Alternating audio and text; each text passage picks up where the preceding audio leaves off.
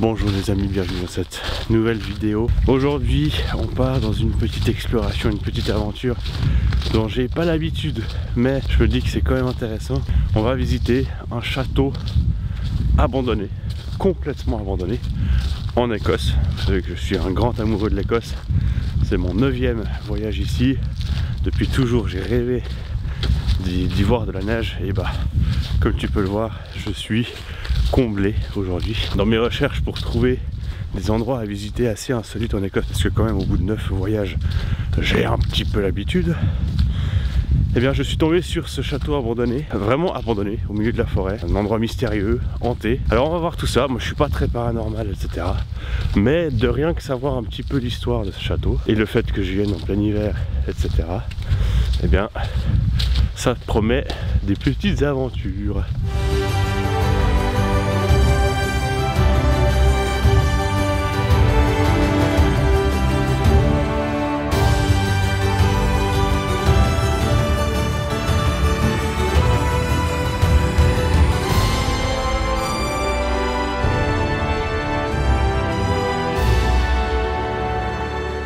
L'histoire que je m'apprête à vous raconter est l'histoire d'un château abandonné, hanté et d'une famille maudite. On est en Écosse, à peu près à 1 heure d'Édimbourg. À cet endroit, il y a un château complètement à l'abandon dans la forêt. Il n'y a aucun panneau pour y accéder et même pour les locaux, c'est un petit challenge de le trouver. Alors, je me suis dit, pourquoi pas le trouver ? Le chemin pour aller jusqu'à ce château commence au village de Gifford, à environ 1 heure d'Édimbourg. Bien qu'au début, le chemin soit assez accessible, il n'y a cependant aucun panneau clairement indicatif pour accéder au château. C'est un petit peu au petit bonheur la chance, et ça n'a pas manqué. En route, je me suis perdu. 3-4 biches passées juste là. C'est trop stylé. Alors malheureusement, elles sont parties comme ça directement, mais c'est cool. Si elles sont là, parce que je suis sur un chemin, hein. Si elles sont là, c'est qu'il n'y a vraiment personne sur le... Il n'y a personne dans les environs.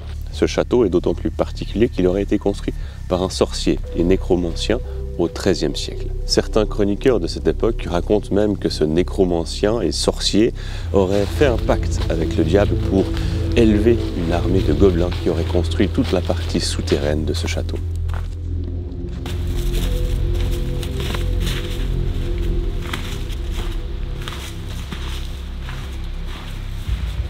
Malheureusement, l'entrée a été sécurisée avec des grilles plutôt épaisses. Bah, c'est un peu dommage, même si on va à l'intérieur, je vais essayer un petit peu de vous montrer.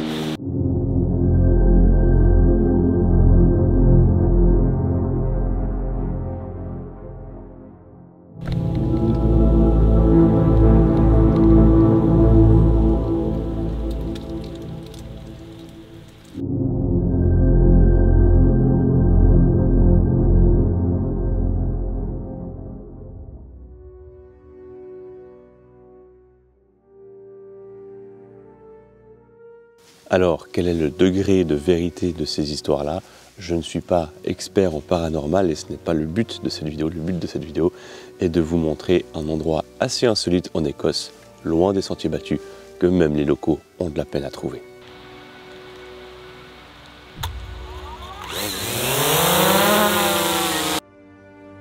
Ces terres et ensuite ce château ont été donnés à un Normand lors des conquêtes anglaises de l'Écosse, aidés par les Français.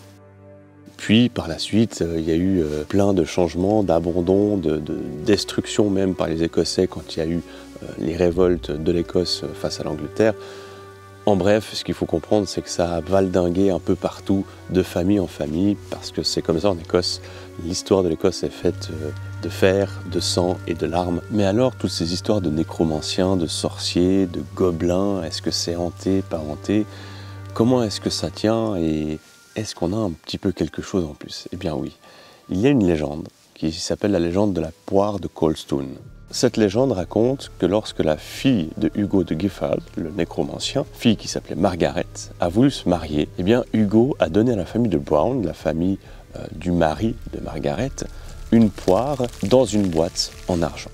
Hugo de Gifford offre donc cette poire cueillie à la main et prévient la famille de Brown que si quoi que ce soit arrive à cette poire, eh bien, misère et malédiction s'abattront sur la famille Par conséquent, la poire a été enfermée dans une boîte en argent et les Brown ont prospéré. Ce n'est que des centaines d'années plus tard, en 1692, que la fiancée de Sir George Brown, baron de Nouvelle-Écosse et héritier des terres de Coulstown, décide de retirer la poire de sa boîte en argent et découvre que celle-ci est entièrement viable, saine et qu'elle est fraîche comme au premier jour. Alors bien sûr, voyant cette fraîcheur et ce miracle finalement, elle n'a pas résisté à croquer dans la poire. Rapidement, son mari, Sir George Brown, a accumulé énormément de dettes de jeu, ce qui l'a contraint à vendre tout son domaine, ses terres et ses propriétés à son frère. Mais le malheur ne s'arrête pas là. Son frère, Robert, ainsi que ses 2 fils ont été tués peu après en allant vers Édimbourg à cause d'un débordement de la rivière Tyne. Emportés par cette inondation soudaine, Robert et ses 2 fils disparus. Sir George, le mari de la fiancée qui a croqué dans la poire, finit par mourir en 1718 sans aucun héritier masculin.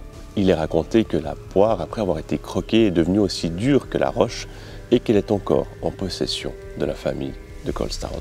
J'espère que cette petite découverte t'a plu, autant du château que des légendes qui sont autour de ça. Alors je ne suis pas expert en paranormal ni rien du tout, mais je trouvais l'histoire intéressante et insolite, alors je te les raconte. Si l'Écosse te plaît, t'intéresse, etc., eh bien, je t'invite à t'abonner déjà, parce qu'il y aura d'autres vidéos sur l'Écosse. Je te remercie grandement d'avoir regardé cette vidéo. Abonne-toi si ce n'est pas déjà fait. Laisse-moi un commentaire, ça me ferait très plaisir d'en débattre dans les commentaires. Et je te dis à très vite pour une nouvelle aventure en Écosse ou ailleurs. Merci.